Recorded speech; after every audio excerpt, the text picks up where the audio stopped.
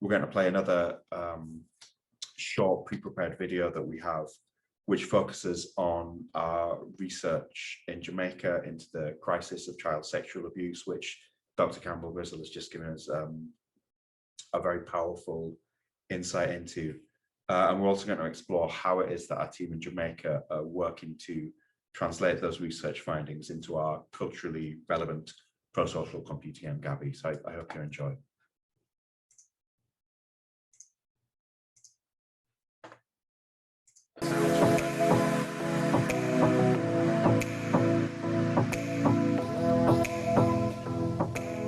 It's finally here!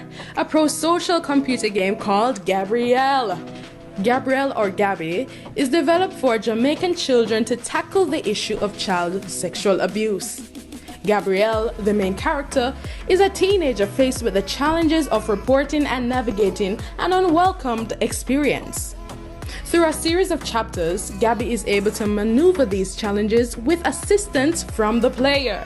The player follows Gabby through her encounter and explores how it affects her and the people around her. My understanding of acting is actually reacting to the situation of the storyline. And when it came on to seeing what Gabby was going through, to be very honest, I felt, sad over the situation, and that was the emotion I was feeling, and I wanted to be able to help. There were some very poignant moments in the script that were really very serious for the actors when they got into characters. When those people were playing their roles, you did find that there were some very serious emotions that came out, and in the acting it became very real, they took on the characters in a very deep and personal way, and you could see them really becoming emotional as a result of the roles that they were playing, and that we had to process at various points sometimes. Stop. They had to come out of character, deal with the moment, and then go back into character. It is extremely important that our Jamaican children are hearing from our own voices. Language transports culture, and so it's very important that for a message like the one that is being conveyed by this project, that message is conveyed in language that reflects the culture. We know that it wasn't in Jamaican Creole, which would have been a more precise reflection of the culture. But the fact that you have English that's being spoken with a Jamaican accent, that gives you a sense that there is something that's Jamaican authentically in the transportation of this content.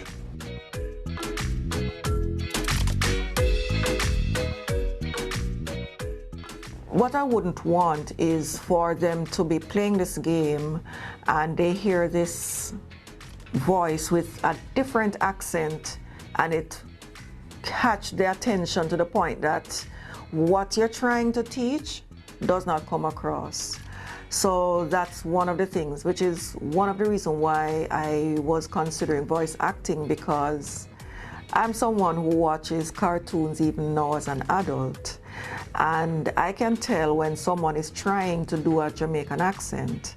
I would rather it be an actual Jamaican, who lives here, no other inflection coming in, and you can relate to that voice as a Jamaican.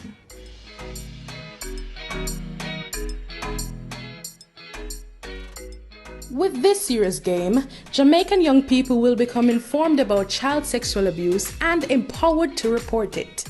Children who are sexually abused, they can actually go to the Child Protection and Family Services Agency, as well as any adult who sees the situation, knows what is going on. This game will also increase empathy for those who are victimized and raise awareness of the complex ways in which power and grooming are used to coerce and silence victims.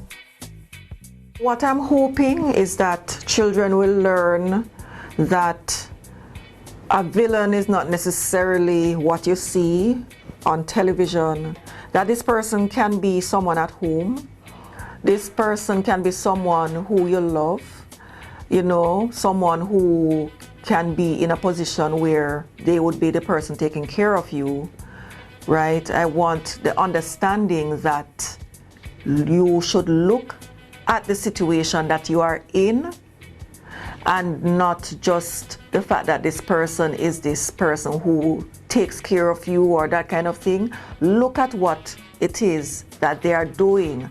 Are you feeling uncomfortable in the situation? You need to pay attention to that. Now let's hear from Dr. Karyl Powell-Booth, our research fellow. Thank you to the chair for your kind words of introduction. It is my pleasure to be sharing with you today about our game, Gabby, how it was developed and what it's all about. So without any further ado, let me get right into the presentation. First of all, I'd like to start with a disclaimer that the presentation today is quite sensitive in nature. We're going to be discussing child sexual abuse and the game that was developed to help to prevent that. And as such, you may find this topic triggering or psychologically distressing. And so in order to help to address that, I have placed on each of the slides a local helpline here in Jamaica for persons who may want to get some support to enable them to work through some issues. So our local helpline is 888 New Life or 888-639-5433. So I wanted to start off by just telling you a little bit about the roadmap for our discussion today. We're going to start off by sharing with you, why we decided to focus on child sexual abuse in Jamaica. That's going to be followed by some important findings from the research that we have conducted over the last 3.5 years and how that fed into the development of this serious video game called Gabby. And then we're going to give you a bird's eye view into what the game actually looks like. And finally, I'm going to leave you with some important take-home messages. So when we embarked on this important project by Ni3, 3.5 years ago, we as a country had to decide on a most important aspect of gender-based violence to focus on. And so what we did was we went to various key stakeholders and asked them what in their estimation was the most urgent, the most relevant aspect of gender-based violence that they would want for us to address. And interestingly, it came out from the majority of the stakeholders that the most relevant and urgent matter of concern related to gender-based violence at that time, some 3.5 years ago, was child sexual abuse. So we decided to tackle that matter. But I want to find out from you, and this is where you get to actively participate in our presentation at this point.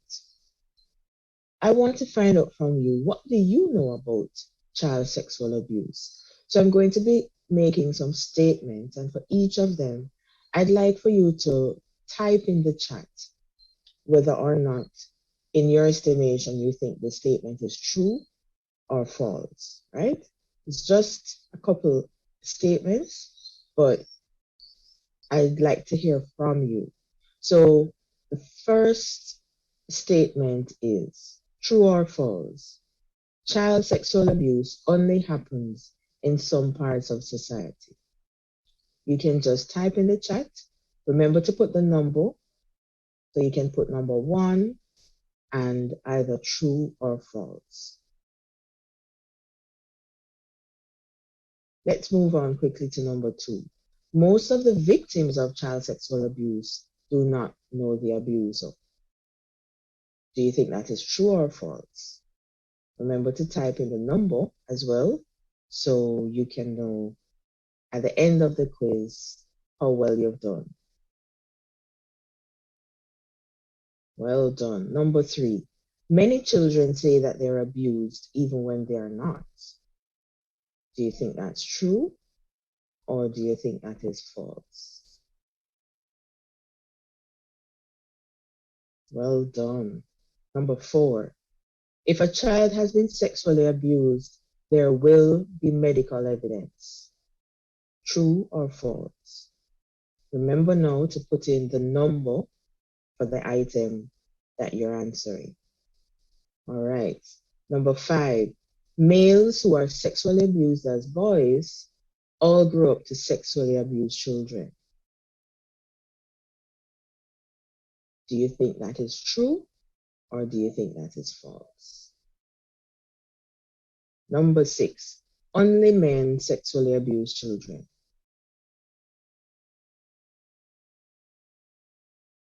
And finally, children with disabilities are less likely to become victims of abuse than children without disabilities. Okay, all right. Well, you may be surprised to know that all of these statements are false. And we're going to go into that during my presentation. So all of them are false. All of these are considered to be myths about child sexual abuse. So as I mentioned, when we started at the very beginning, as a research team, we didn't know very much about child sexual abuse in Jamaica. Yes, we know that it exists, but we didn't really know much. So we had to start at the very, very beginning. So we recognized that it was a significant problem that needed urgent attention, but we had to conduct research now to get the facts. So we started by just acquainting ourselves with the actual definition of child sexual abuse. And according to UNICEF, child sexual abuse is a form of gender-based violence involving contacts or interactions between a child and an older or a more knowledgeable child or adult. This may be a stranger, a sibling, or a person in a position of authority, such as a parent or caretaker. When the child is being used as an object of gratification for an older child's or adult's sexual needs.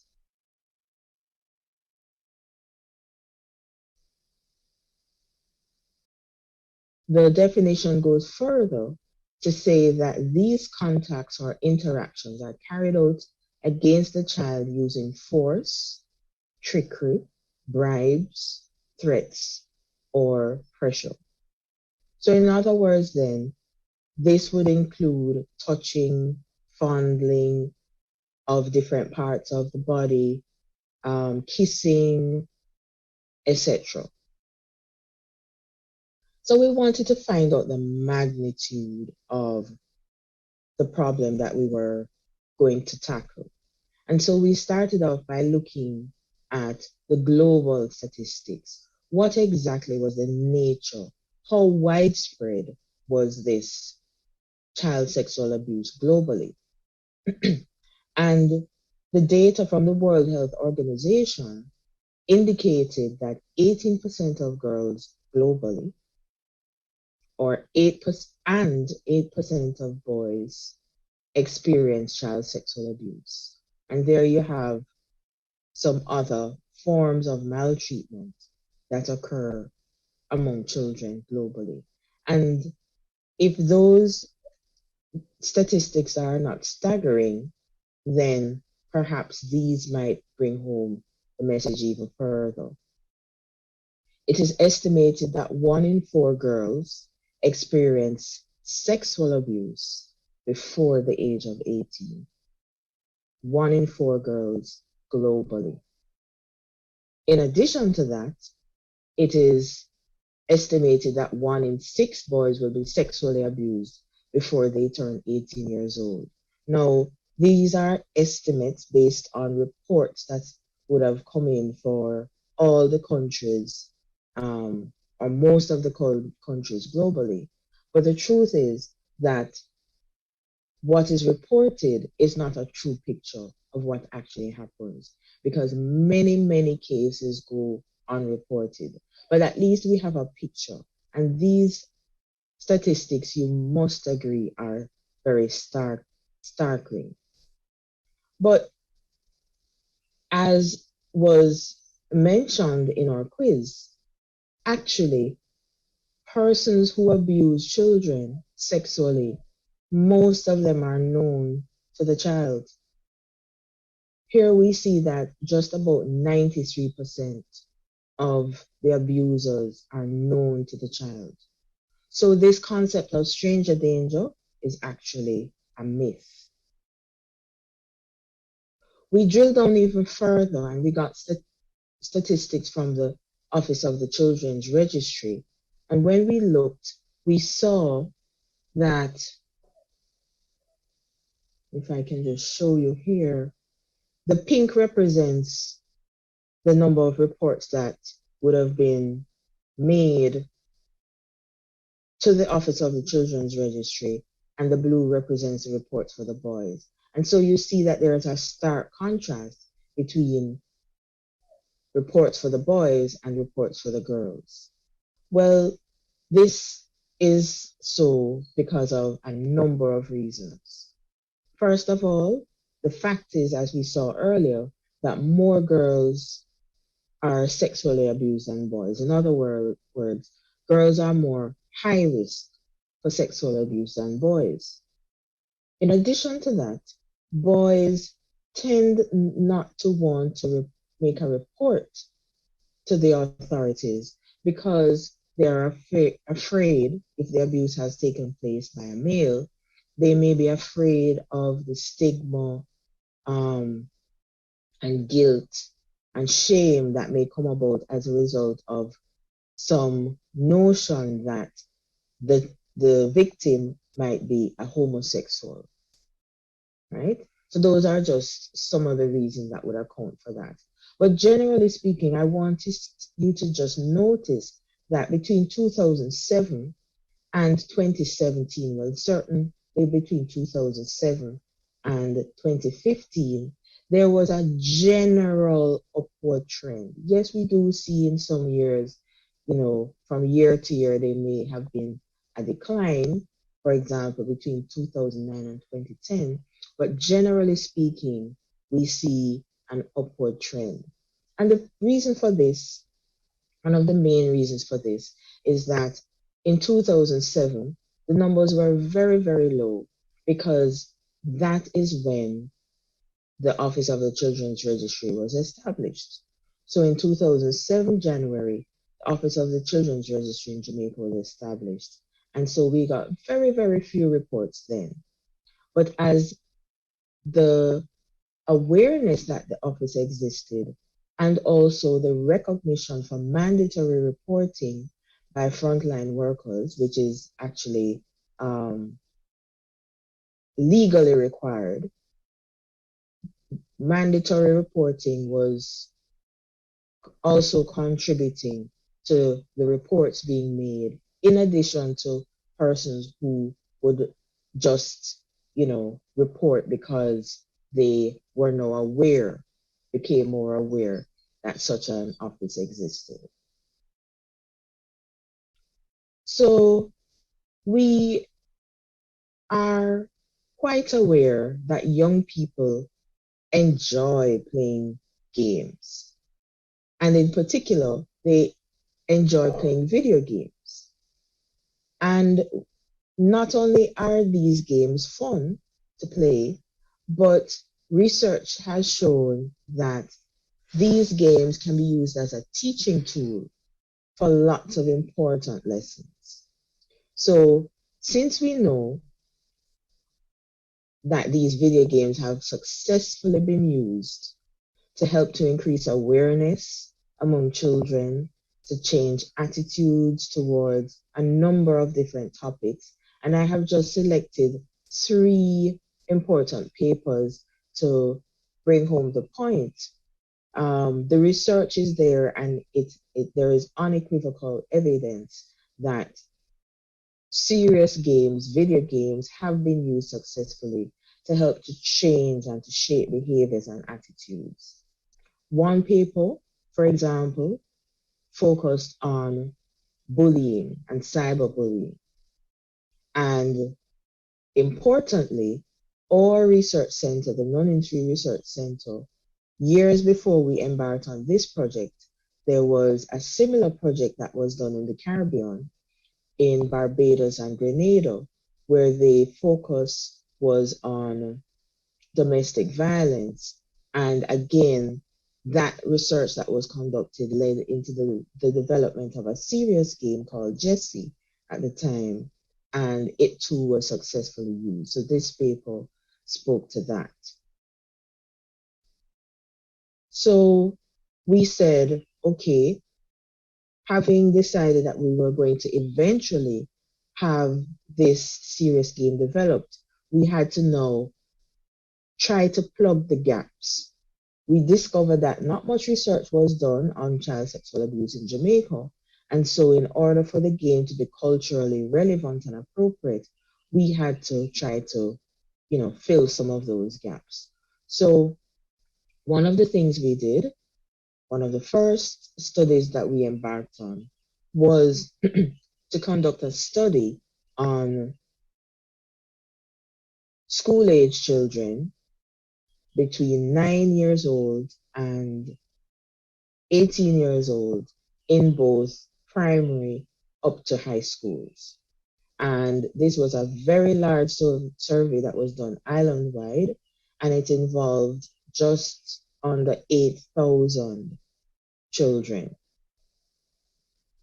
Another study that we did was to do in-depth interviews with adult female survivors of child sexual abuse. In other words, these adult females would themselves have been abused as children. And we recruited a number of participants for us to talk to them in depth about their experiences. And I must tell you that this study yielded very, very rich and detailed data that helped to feed into the development of the game. Even the narrative, the storyline, was partially influenced by this study. We also conducted a focus group interview among young men who would have experienced child sexual abuse themselves, but they didn't see it as such, interestingly. They just saw it as early initiation. And finally, we also conducted another focus group interview among adult males who are professionals who work with survivors of child sexual abuse. So all the data that we gathered helped to feed into the development of this game, Gabby. Okay, both the quantitative data and the qualitative data. And so here now, I'm going to just share with you a little bit about the game. So by way of overview, the target audience for this game, in other words, the game was developed for adolescents between 14 and 18 years old to play the game. It doesn't mean that others can't play it, but again, because of the sensitive nature of the game, we didn't want for those below 14 to be exposed to it unless there was close adult supervision because of the potential for psychological distress to occur. That's not to say that our research had suggested that persons below the age of 14 years old were not exposed to child sexual abuse. In fact, we saw that some of the participants in our studies would have been exposed as early as 4 years of age, right? But of course, we couldn't expose just any and every child to a game simply because we knew that. So in order to be ethically responsible and in order for the game to be developmentally appropriate, the target audience is 14 to 18 years old. And who are some of the characters in the game? Well, of course, there is Gabby, who is the main character. She's 14 years of age, and she lives with her mother, Grace, and her stepfather, Uncle Richie. Uncle Richie is really her mother's boyfriend, but he lives with them. He has been living with them for just about 6 months. There's also Grace's guidance counselor from school, so there are some scenes from school as well. And there is Courtney, Gabriel's best friend, who plays a major role in providing support for Gabriel. There's also another important support is Levi, Courtney's father. He plays a very critical role in helping with disclosure.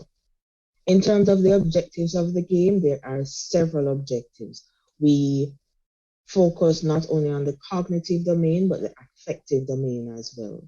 So some of the main objectives of the game, and there are several, but I've just picked out 5 of them to highlight for you. We want to help to increase awareness of child sexual abuse. We want to help to empower young people to report child sexual abuse, as well as increase empathy for victims of child sexual abuse. And we also want for persons playing the game to understand the role of grooming and how that plays a part in child sexual abuse. And finally, we want to also show that there is usually this power differential that occurs where the perpetrator is usually more powerful, not just physically, but many times financially and otherwise. And this feeds into the silencing of the victims. So in terms of an overview then, to go in a little more depth in the game, as I mentioned, there are 5 chapters or 5 levels, and it is expected that 1 level will be played for each day, certainly in the trials that we are hoping to embark on of the game. So in chapter 1, the main event is that Uncle Richie gives Gabby gifts and he touches her inappropriately. And this is really, as I mentioned, to increase awareness that child sexual abuse can happen anywhere, including the home. Then chapter 2 focuses on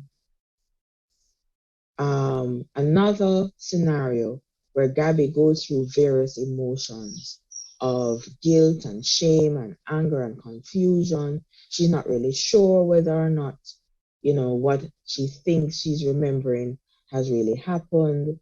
And she goes through that struggle, whether or not she should tell her mother. But because of the power play, Uncle Richie has already told her that she's to keep quiet, not to tell her mother. And even if she does tell her mother, the repercussions would be great. First of all, he tells her that her mother is not going to believe her, and also that he reminds her that, they are very dependent on him because he pays the bills, he pays her school fee, he gives her lunch money. And so, he places a lot of guilt on her if she ever thinks of disclosing. But he does this in a subtle way. And then chapter 3, the main event is that Gabby begins to act out. So she actually disclosed to her mother in chapter 2. Her mother doesn't believe her. And of course, Gabby goes through a lot of additional shame and guilt and re-victimization. Because imagine the person who should be closest to you, who should provide safety and security, doesn't believe you when this is disclosed. Then chapter 3 goes on to focus on Gabby beginning to act out, and so bad it gets that she's sent to the guidance counselor. Finally, in chapter 4, Gabby decides to tell her friend Courtney, because Courtney is concerned about Gabby, and she, continues to remind her that she cares for her and so on. And she really is concerned that, she has noticed this difference in her behavior. So in Courtney, Gabby really finds solace and a friend who has provided support.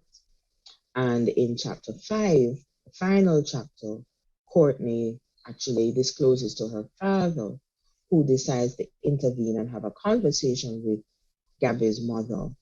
And he gives her the actual telephone numbers that will be seen in the game to make a report to either the Child Protection and Family Services Agency or the Center for Investigation of Sexual Offenses Against Children and Adolescents. So the local numbers for these two agencies here in Jamaica are provided in the game. And we thought this was important in order for children to be empowered and to know that they themselves or others can make a report and they will know exactly the number to call.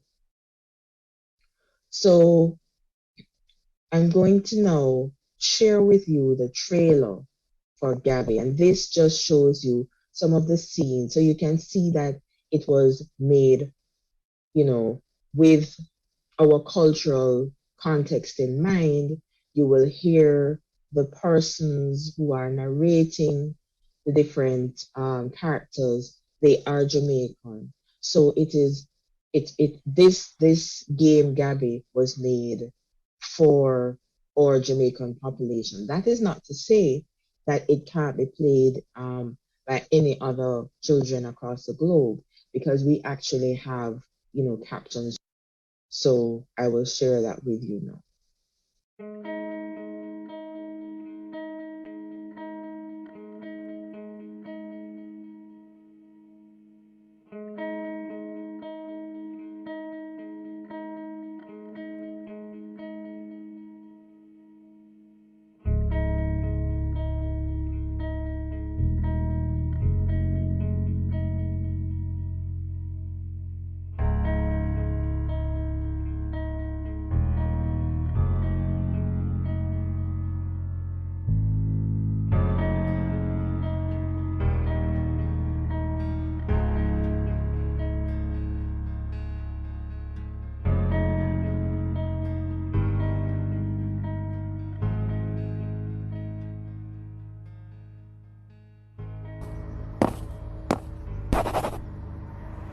Mommy, do you?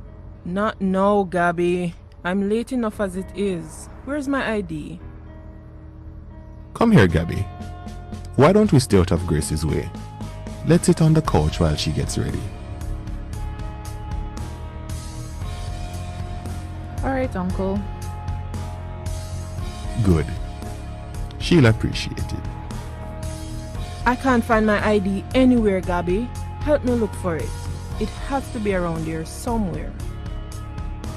Okay, I will help you look for it.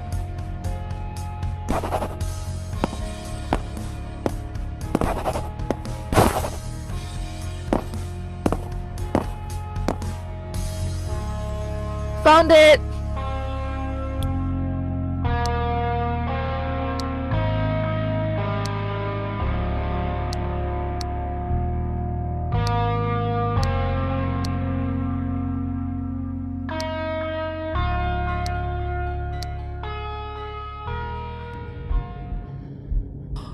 What? Where am I? What is this place? I don't know. This looks like home, but this doesn't feel right.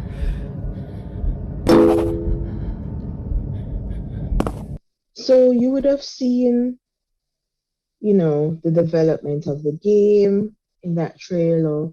You would have seen how relatable the characters are for persons who are watching from Jamaica. And you would have been able to connect, hopefully, with the games. So finally, I'd just like to leave you with some take-home messages. First of all, talking helps. It's very important for persons to talk about abuse. Not just the person who has been abused, but it is important for the adults to listen whenever a child comes to you and says that they have been abused. So talking helps. And listening is also important. Another important take-home message that we want for you to have is that sexual abuse is never your fault. No means no. And it's important for you, as I mentioned before, for you to speak up and not be afraid to talk about it. And there is widespread use of technologies, especially now in the pandemic. A lot of the abuse has shifted to online abuse. When children are supposedly in school, persons target them and abuse them. So we have a collective responsibility as adults to report the abuse, to break the silence, and to ensure that the vulnerable among us, or children, get the requisite help that they need in order to survive. Another thing that we saw was that this matter of child sexual abuse, it doesn't go away. For many persons, it stays with you for a lifetime. But as adults, we have a responsibility to ensure that we listen to our children and we break the silence to end child sexual abuse. So I thank you very much for listening. Do you have any questions?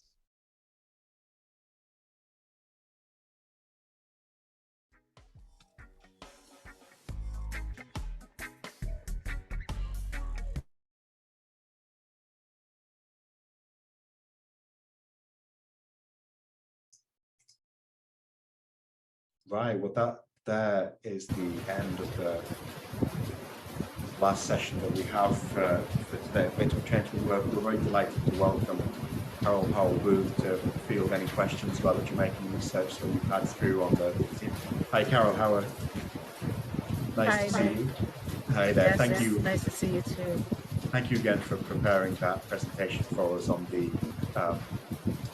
Jamaica game and on the development process. It's brilliant to see how it's coming together, and to get to see some of the game footage as well is absolutely fantastic. Have you caught much of the conference today? Oh yes, I've been on from the beginning. Yes. Brilliant. That's great. So, in terms of questions, one thing that I've been really thinking resonates with me is talking about the game being culturally relevant, because obviously I'm based in the UK as the accent, and I'm going through as well. And regrettably, the budget hasn't been there for games to try out. Yes. to see firsthand what it's like. I was wondering if you could talk a little bit about how we've been able to bring Jamaica to life in a game with that kind of geographical separation.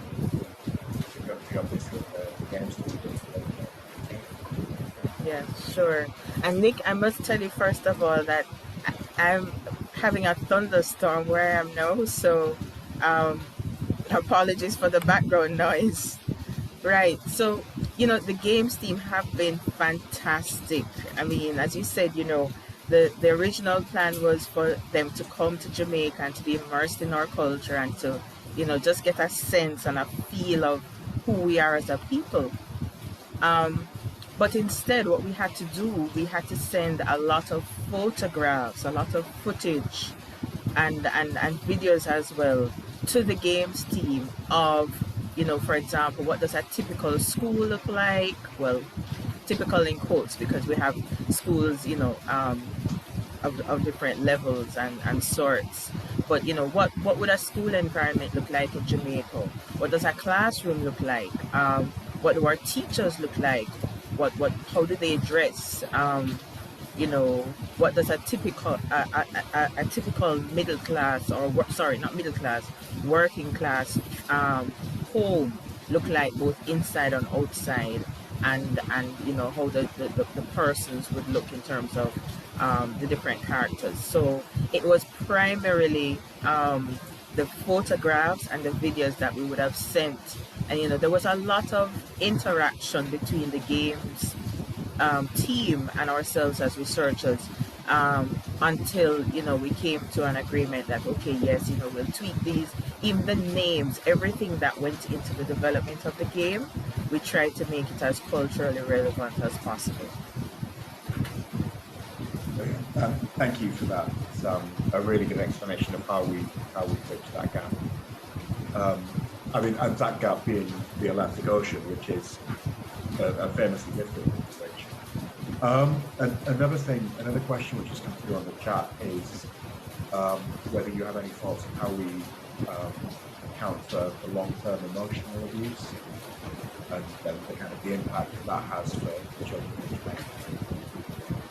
So the game itself is designed with a view that it will be integrated into our health and family life education curriculum in Jamaica. And of course, you would appreciate that the game was only a snippet of a short period in time for Gabriel.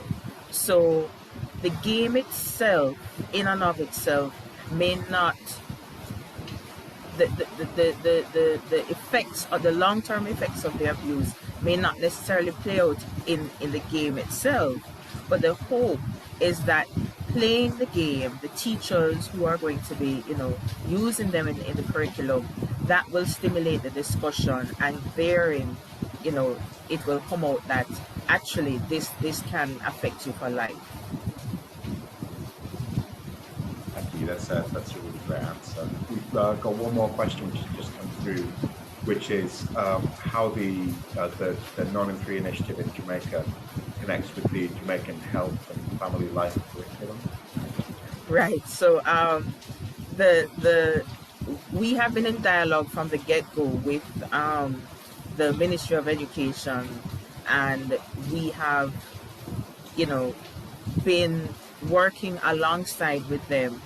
We actually have developed a section of the curriculum now where the game will fit in, so that there will be lessons that will be taught, which will help to also increase the awareness of child sexual abuse, and so it will dovetail into that. So it won't be just that this is a standalone game, but that there will be that seamless relationship between the game and the actual curriculum.